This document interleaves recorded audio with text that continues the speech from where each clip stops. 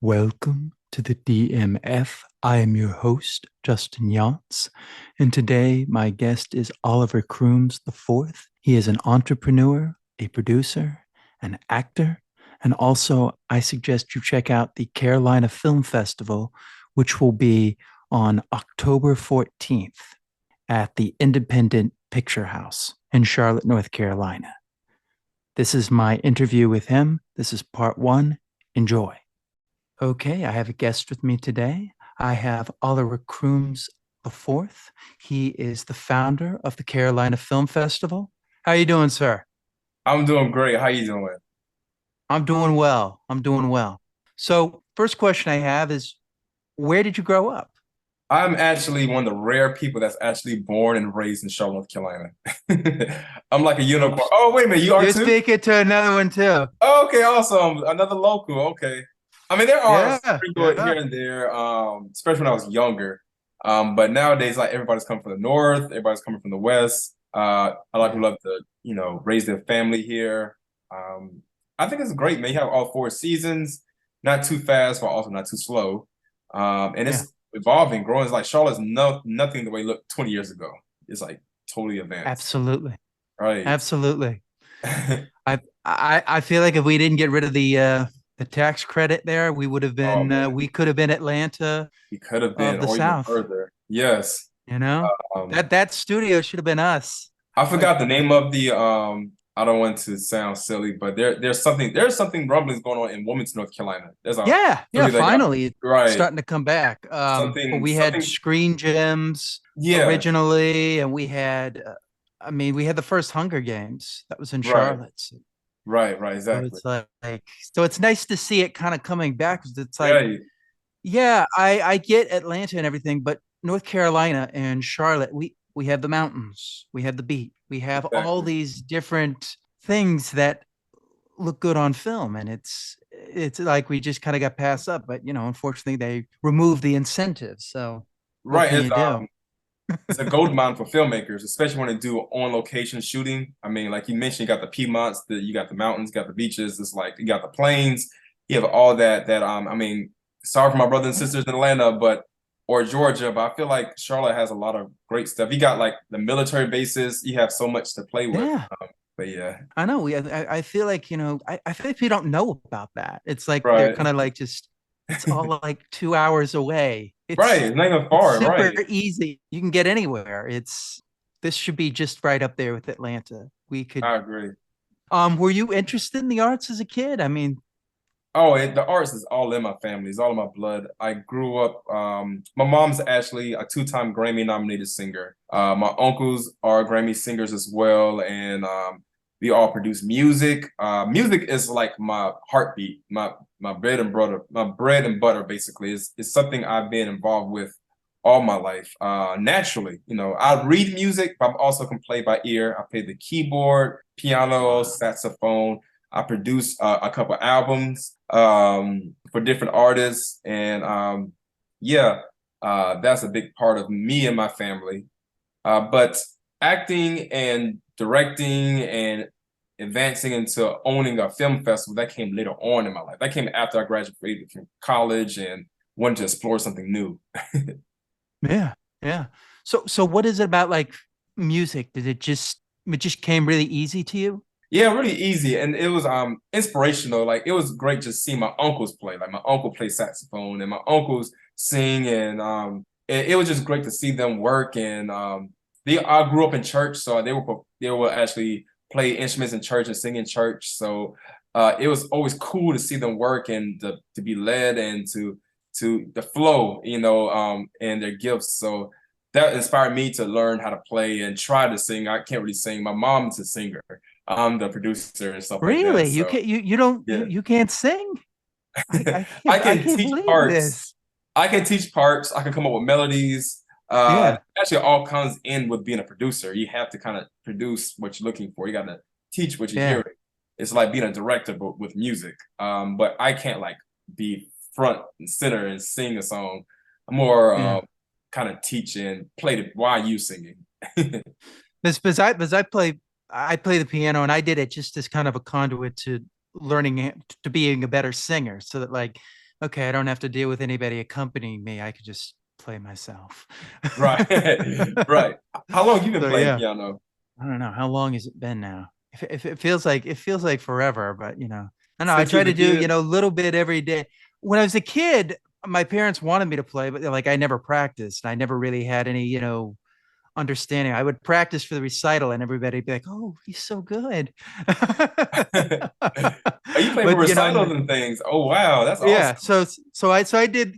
So I would do enough to get by. But then when I started singing and really enjoying music, I wanted to know how. So now I practice like every day. There's not a day that goes by where I'm not like doing like a little bit. I work with a teacher up in New York. We Zoom, and before there's actually I was in New York, and I came down during the pandemic, Mm. and so I had that teacher, and that's been good. But yeah, I love music. I love the fact that you could play the saxophone. I mean, that's a difficult instrument right there.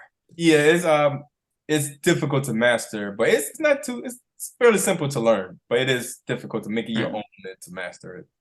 Did your parents kind of like drill it into you music, or was that just Oh something? no, they didn't have to. No. I was fortunate enough to grow up with uh, a home with the upstairs, and that upstairs had a drum set, a piano. Me, my brother, my sister, we would go at it. We would make up songs. We would play, try to mimic what our mom and our uncles are doing. I was a little producer even when I was like 7 years old. Like I would take a tape recorder back in the day when there was tapes, like actual cassettes. Yeah. I'll take a cassette, put it in a tape recorder, press record, run to the drum set, play some drums, and then I stop, go to my cassette tape, put that in another tape recorder, get another cassette tape, put that there, play that tape, press record there. Then while the drums is playing there, I'll play the keyboard so that this can hear me play keyboard and drums all together. And then I would take that, go to my computer, like the old school IBM big Yeah. base computer. I go to like Microsoft Art, create a little album cover, cut it out, type out the name, and I make my own album and I give it to my grandma and everybody. And I'm doing this like at the age of 7 or 6 or something. So So, you're like layering your own music. I mean, that's pretty exactly, cool. yeah, Like learn you it the already have very the music. hard way. This is no Pro Tools. This is the primitive Yeah. way that nowhere else does. But I love that. The fact that you were like, okay, this is gonna have drums on it. Now I'm gonna put Yes. this on there. Then I'm gonna go and take it to this, archaic computer and figure out how to do that. It's that's so cool. Oh, yeah, like, nothing Um, gonna stop me. what was your favorite? What is your favorite instrument to play? Hmm. Um, I would probably say the saxophone. It's the most fun to jam with when I'm with a band. That's the instrument I play them. That's the instrument I got the scholarship in to go to college Mm. and to do jazz band, symphonic band, marching band. It was always on the saxophone. I used to have gigs during college. I used to make money that way. I used to play at churches in college. But I'm getting better and better at the piano at this age of my life now, actually. I'm actually learning more songs, playing at my church, playing just Wow. learning new things. So that is slowly creeping up of being close to being my favorite is the piano. But right Wow, now it's that's still cool. saxophone. What was the first instrument you played? Funny enough, the drums, but I do not call myself a Yeah. drummer. I'm not a drum set person. Yeah. But that's just something, every kid with a drum set, that they love that Yeah. first to keep a Yeah. tempo. Well, you're hitting things as a Yeah, kid. you're I mean, hitting things. Yeah, who's you're making who's not sound. gonna love that? I mean, Nobody's not gonna I love mean that. the guitar is gonna be, that's gonna make your fingers bleed. I mean, it's Right, so yeah. hard to get used to the thing. I mean, that's Mm. the something I want to go back to is the guitar, but I like going to like a guitar center place, and they're like, oh, you need this and you'll need that, and I'm like, wait a minute, I don't even know if I'm gonna do this. Just Right, like take the fun out of I'm it. just looking at the guitar. Don't sell me the $1,000 guitar that I could just sit there. Like let me figure this out a little bit. But yeah, Exactly. Exactly. you went to Winston Salem and you majored in music business management and merchandising. Yes. That's Yes. so cool. It just naturally like I always knew music was in my blood, and it's like it's hard like to figure out like what I want to do in my life or what I want to at least study in.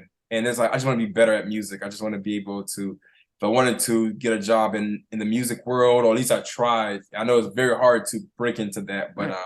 I want to like enjoy what I'm learning. And get a degree. So a degree is better than nothing.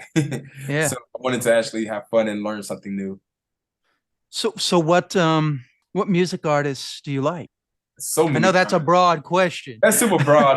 It's hard to answer that question. I mean, I love and respect all type of music. I'm not the kind of person to down like, oh, these young people don't know no music. This is Yeah, just a bunch of mumbling rap. No, I love everything, man. I love. yeah, I really do have a legitimate soft spot for all types of genre. If that's reggaeton, that's R&B, that's gospel.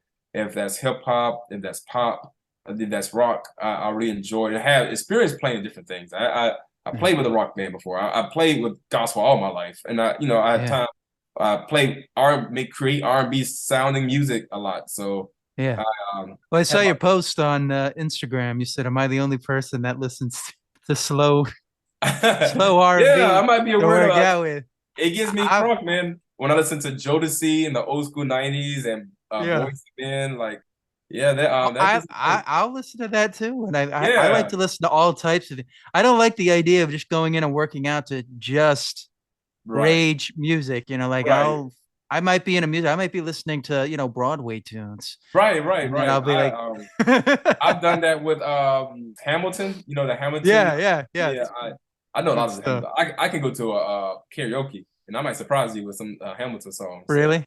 yeah, yeah. So I'm with you That's on that. so that's funny. That's funny. Um, so yeah, so when you're producing music, how do you do it? Is it just something you do instinctively, or how do you Yeah, yeah. I haven't really tapped it in a long time. Well, in a while. But the way I get about it, it's like I'm in a mood for it. Like it's like I'm hungry for it. Like I need to go upstairs and produce a new song. So I go up, go out to the keyboard. Some days is different than others. Some I might start with a drum beat. Some I might be fishing for the right type of sound, the type of synth, or the Hmm. type of grand piano. And from there, I just let it speak to me, let it flow out of me, like how the sound will go. It usually sound very R&B-ish, little Yeah. R&B-ish, kind of hip hop, but mostly R&B-ish. But I just kind of flow with what kind of new chords I want to use and stuff like that. And I don't even think about what the song would sound like at the end or what the lyrics would be. I just trying to go with the flow of what the cadence of the song will be. Does that come to you like sometimes people will have a dream and they'll wake up and they'll be like, "Oh, there's the song." Like, does it just little things come or Or when I'm in the zone, like when I'm actually producing a lot of songs very mm, quickly, that's actually a very annoying part of it. Is I would think of I'll come up with I'm humming something in my head and my ear, and I'm stuck at work. There's nothing I can do about it. Or I'm yeah. out to the grocery store. So that's actually a blessing and a curse. Where I was like, I forgot how. It's not the same. Like even if I Yeah. do remember, 3 hours later, it's not gonna come. Like I'm not gonna be super excited about it anymore. So yeah, there are times where I dream or daydream about a certain tune or a certain Mm. sound I want to do. Most definitely. My piano teacher, he told me, he was composing music for this soundtrack and he was in the Ooh. car driving and he had an idea. He heard the song that he needed to do and there's nothing to record it with. So he's just got to go over it again in his head till he gets there. When he got there, he's like, "Don't talk to me. Let me just write this down and Right, do right, everything." But it's like once it, comes, and it's hard even when you write it down. Sometimes you're like, "Wait, what did I write down again?" right, right. Yeah, even if you write it down, it's hard to replicate that Yeah, moment. So good on him that he can still like he's a yeah. better man than me. I don't know. If I had to wait to like an hour or two, it's gone. It's Yeah, hard. I'll wake up in the middle of the night, and I'll write my journal like whatever the dream was, and then I'll be like, Yeah. what did I write? I can't even read this. Like what is this? Yeah. Doesn't make any What sense. is this? Yeah. Right. So yeah, because you are the on the beat entertainment. How is that? Yeah. That is a production company. That's when I was producing a lot of music, a lot. So yeah, Mm. thanks for mentioning that. So that Yeah. is something I kind of put a pause on for a little bit, but I produce songs. I produced an album with my mom for her solo project. Arnetta Merle Cool. Crooms is currently on iTunes and Amazon. I also produced an album for a singer named Alfred Clements, and that's also something I'm very proud of. That's also still on iTunes and Amazon. But those have been some years ago. That's before the film festival Mm. and the acting and all that Yeah. stuff. But yeah, it came to me naturally. It's like ever since college, I just produce songs, and one day I just let me just make it more legitimate. Let me Yeah. solidify it and get incorporated and investing in studio equipment. And I just been like this one man band producing music for artists and Yeah. uh, and then the video production came in with On the Beat. So I started making music videos for people, making music videos for my artists and for other artists, and Mm. shooting commercials for companies. All that was underneath the On the Beats brand. Is that how you transitioned into acting? No, acting came later. That's kind of how I transitioned to the Carolina Film Festival. So there's a little steps there. So on the beat, I Okay. was on a music video set, and I saw the synergy between the directors and the graphs and the people working on the movies and the producers. And I was like, you know what? I feel like I can do that. I think I have an eye to direct a music video, Mm. direct something. I want to cultivate that gift. So I start to invest in myself, learning how to shoot, how to, what a shutter speed is, what Mhm. all that kind of stuff in photography. And I started investing in the equipment. And then I got my stuff out there, start shooting for people, shooting stuff for free. I was just shooting commercials, shooting stuff, and then I started charging when I got better and got better and better and started advancing and networking, and somehow the videography got into the film world. I started to meet new people in the community who are filmmakers. And then I started networking with them, become friends with them. And then one day I woke up with the idea, is like, you know what? I want to create something that can motivate and inspire people even long after I leave this earth. And that Mm. came all in my head one morning, like you mentioned, a dream. It all Yeah. happened in the morning. And from that same second, I don't procrastinate. I go for it. So from the Yeah. same moment, I've been in the mindset, I'm gonna create this festival. I'm gonna create this moment of time where we celebrate filmmakers and make them better and inspire them. And that same year, I got incorporated, and the following year, we had our first annual festival, and it was a huge success. That was in the year 2018, Yep. and That's correct. that was a huge festival for us, and we've been going ever since then. And after the many years of that, and recently, about 2 years ago, I was invited from Amy Brower, who is going to be at our next film festival. Amy Brower is a casting agent. She's responsible. I believe she is responsible for my first acting gig. She's the one that Mm. called me and asked me, "Hey, we weren't even that close. We weren't even that. We just like Facebook friends." She was like, "Hey, we shooting this Christmas commercial. We was wondering if you'd like to be an extra." And I was like, "Yeah, sure." And then after I got there, it was a great first experience because it was a great big production. It was in Yeah. it was in South Carolina, so it's not too far, and I loved it. And even though I didn't say anything, it's all physical acting. Yeah. It was enough to have the acting bug bite me. So ever since then, I've been chuckling along. Ever even till now, I still don't have an agent. Everybody's really super shocked, but you don't have an agent. I may have to seriously look into that now because Yeah. You I've been doing a should. lot by myself. Thank you. Yeah. But yeah, that kind of I kind of give you the whole story, but that's how I end up now with the acting, with the film festival, with the kind of taking a pause on the So on the so beat. let's backtrack just a little bit though, back to, you start to learn directing. How do you go about learning directing?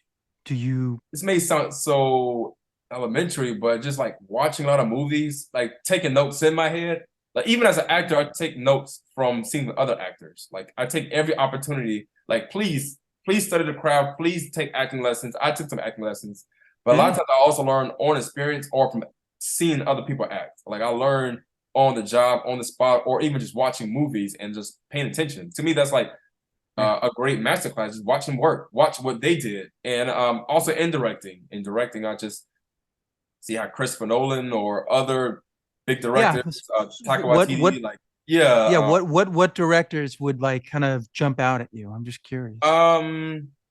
I mean, there's so many. I just like the energy for Ryan Coogler, like ever since Yeah, it's Creed and good. just like that Fruitvale Station. I mean, there's so much. I mean, I know the Very good. cliche is to say like Christopher Nolan, but he really is fantastic. He's one of the He's greatest in the good. world right now. Great. Antoine Fuqua. I mean, there's so many amazing directors and producers, and that I really look up to and I watch. And it's hard to think of them now, but What about Steve McQueen, Steve McQueen. the director, not the actor, but the Yeah, yeah, director? Yeah, yeah. he's He's really great. good. Yeah, was that? I'm trying to. Yeah, he is too. I'm trying to 12, think. 12 years a slave. I mean, that's Yeah, that was you that know was. you don't get any better than that when he's doing that scene where Michael Fassbender is whipping Oh yeah, you know Yes. Her name escapes me at the time. This is what happens when you're on a podcast. You're Um, like, oh, I got all these names, and then I can't remember yeah. the name. But Uh, she's an amazing actress. She was in she's Black amazing. Panther. Yeah, she's amazing and beautiful. I forgot her name. Nobody wanted to do that role too. Everybody turned Oh it down yeah. because it just said she was just the slave, and Right, nobody right, wanted to do that. Even though they should have just looked at it. It's Steve McQueen. It's like it's not going to be just. It's right, not right, right, just that. It's this guy really knows what to do, and man, he does not let up on right, his right. movies. Exactly. Uh, Widows is another film that he did really good with I haven't. You talking about Viola Whale? I haven't Davis. seen that one yet. That's really good. So Oh that's yeah. interesting. So you looked at that. Would you read books or was it mainly more visual? I'm a very visual person. Hmm. Like all my life, everything's so visual for me. So it's mostly I've read some things, I read some articles, and I even like watching again may sound very pedestrian, but like even like watching YouTube videos on Yeah. things like visually watching that helps me. But on the spot training is always the best for me. Like seeing them work or learning the importance of what they do, like how important lighting is, the type of Yeah. equipment they use. So I won't be like on set and like wondering what is this? I would know what kind of lighting that is, what equipment they're using, sound, how important the sound people is, and how in tune they are with the directors. Yeah, just seeing that firsthand is amazing. So now you're doing so you do acting. You come from Yes. acting from Amy Brower. I watched Couch Party Oh, today. wow. Yeah. I liked you in it. You were Thank great. You were you. really good. Very very natural. How Thank how was you. that? How was that experience for you? That was a great experience. I've been in other films and projects, but a lot of Yeah. them are like extras and stuff like that. And I learned a lot from being there. But being in Couch Party, that was a very awesome experience, professional.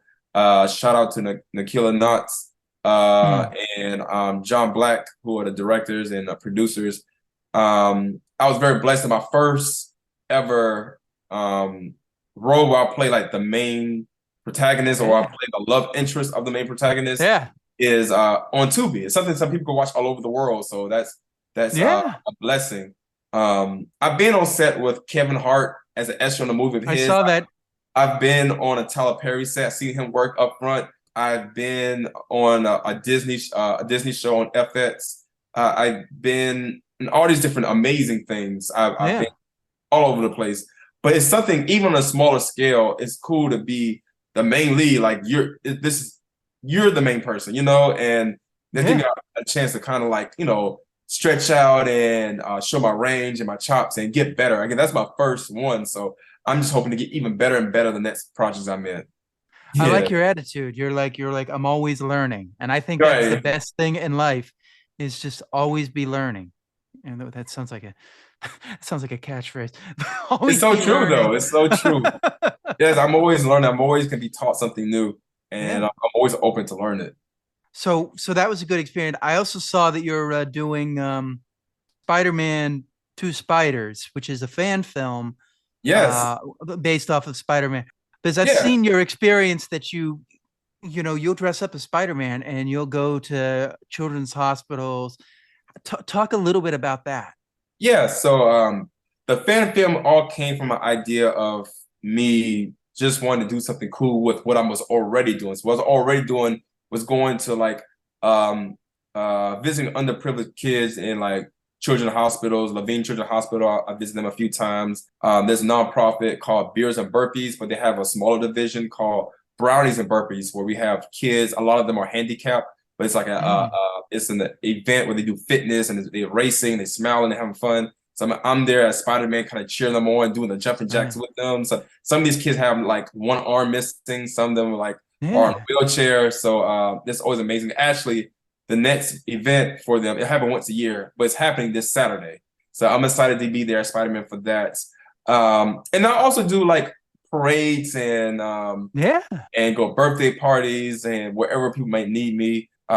So this Two Spiders is more of like put a staple. Like I know there's a lot of. I'm not gonna be like I'm the king of it or anything, but I want Charlotte to know. Oh, I'm Spider Man of Charlotte. So Yeah. I have. If you need a Spider Man, you don't look no further. I'm right here. So I'm making a movie based in Charlotte about. But this is more an adult, darker take of Spider Man. Like Spider Man. If you're fighting criminals, the underworld criminals, or like fighting gangs and stuff, I mean, of course it's gonna be more darker. Yeah. Sometimes fight at night. He's not always in the daytime.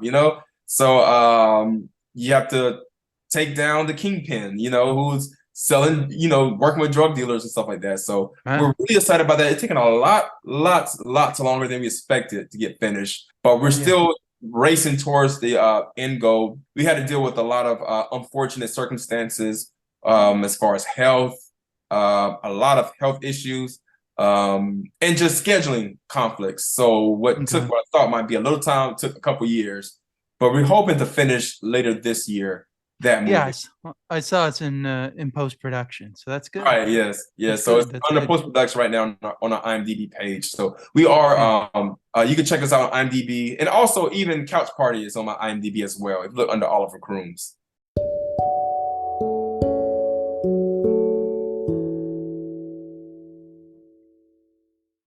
Okay, that about does it for my first part of my interview with Oliver Crooms.